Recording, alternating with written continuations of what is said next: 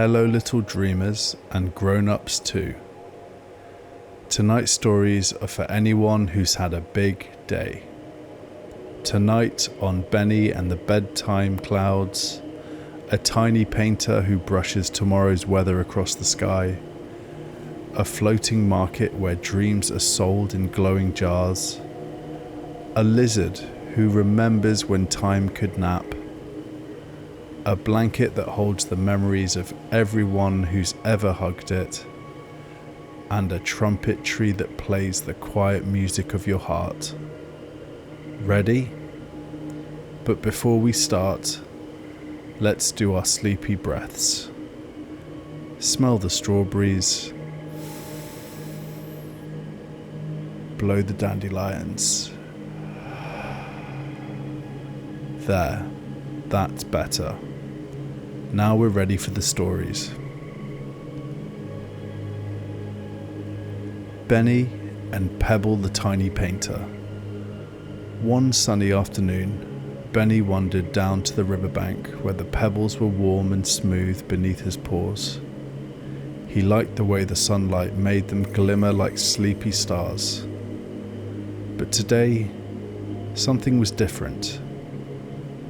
A tiny voice piped up from beneath a flat, speckled stone. "Excuse me, you're standing in my sky." Benny stepped back in surprise, and out popped the tiniest creature he'd ever seen. No bigger than a berry, she wore a paint-splattered smock and had a brush tucked behind one ear. "My name's Pebble," she said, "and I'm painting the weather for tomorrow." Benny blinked. "You're painting the weather?" Pebble nodded proudly and pointed to her stone canvas where streaks of golden yellow and wispy white swelled together. "Every evening I paint the sky that rolls in at dawn. Today's forecast, a gentle breeze with dandelion petals drifting west." Benny sat beside her and watched in wonder as she dipped her brush into a puddle of light and dabbed it across the sky stone. When she added a little curl of silver, a cool wind rustled through the trees, just as if her painting had already come to life. "Would you like to try?" she asked. Benny dipped his paw into a puddle of soft blue and gently pressed it against the edge of her stone. A few moments later, the clouds above began to swirl into the shape of a bear. They both giggled. That night, Benny looked up from his treehouse and smiled at the sky, full of pastel clouds and little dabs of joy. He wondered what weather Pebble would paint tomorrow. The end.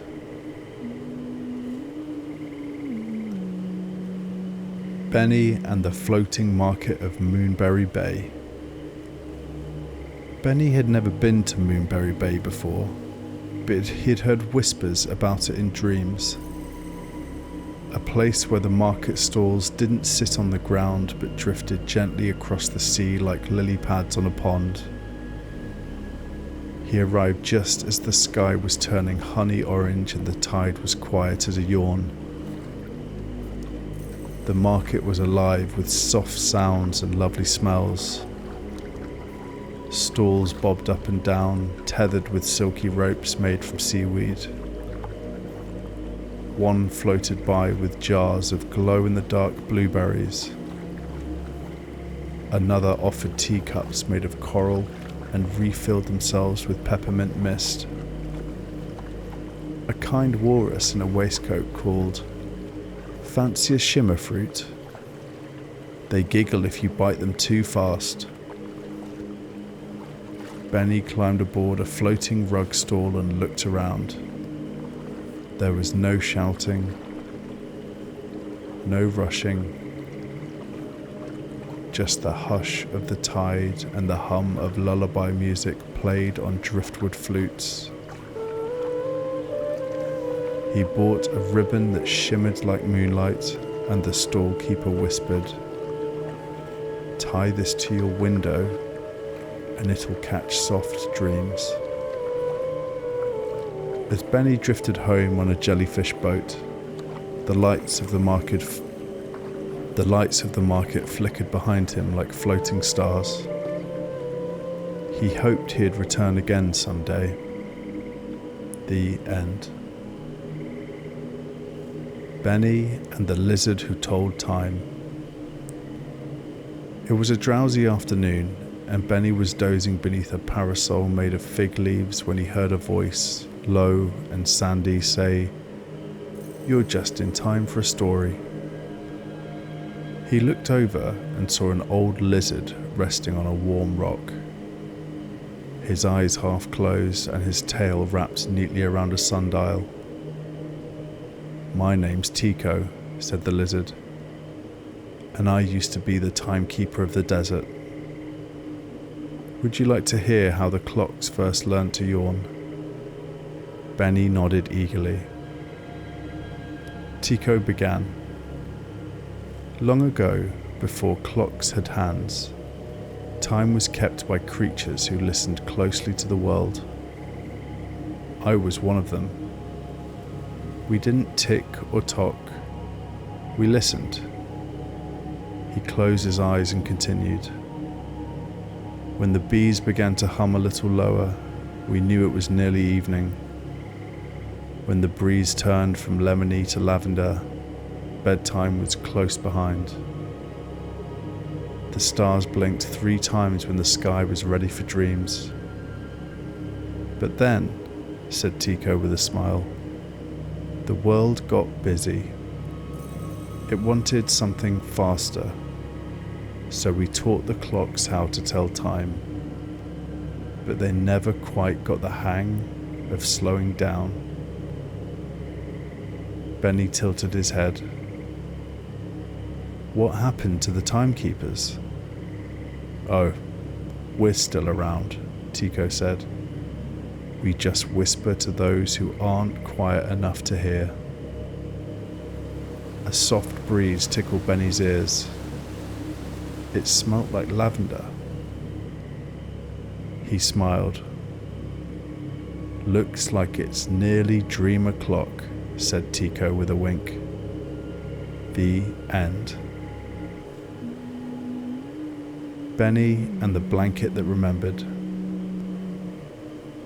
That evening, Benny found an old patchwork blanket tucked behind the cushions of his reading chair.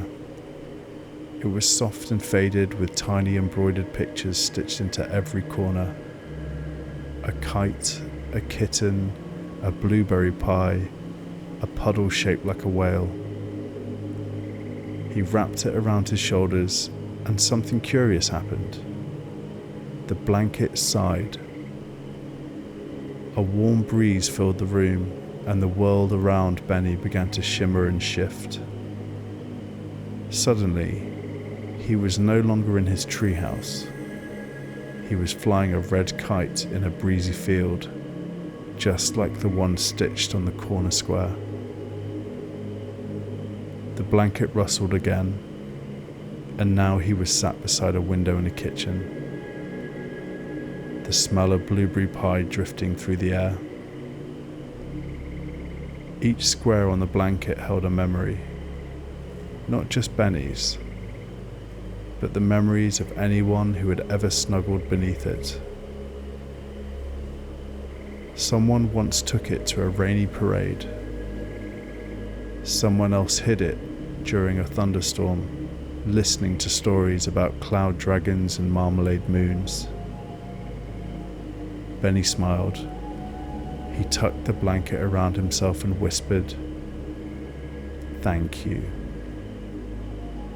It didn't answer with words, just a gentle flutter and a warm hush, as if it remembered him too. The end. Benny and the Trumpet Tree.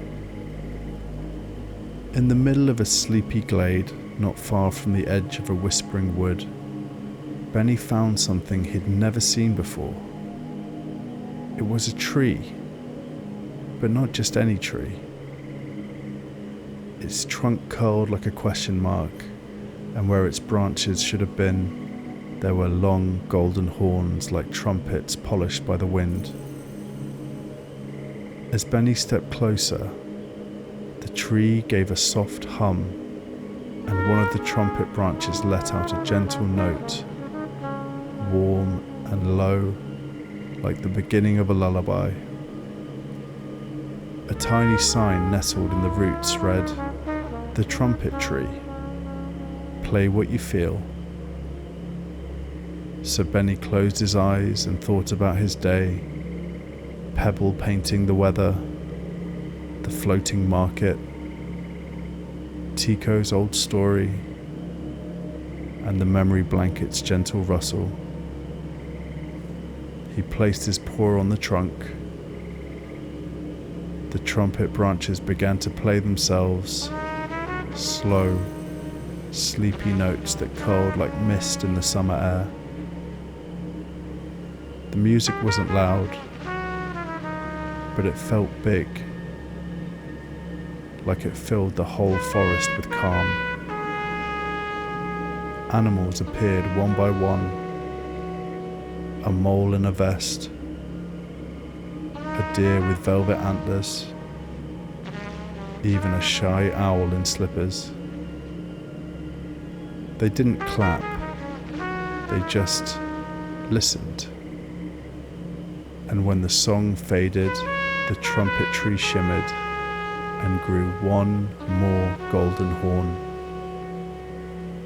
It had remembered Benny's tune. The end.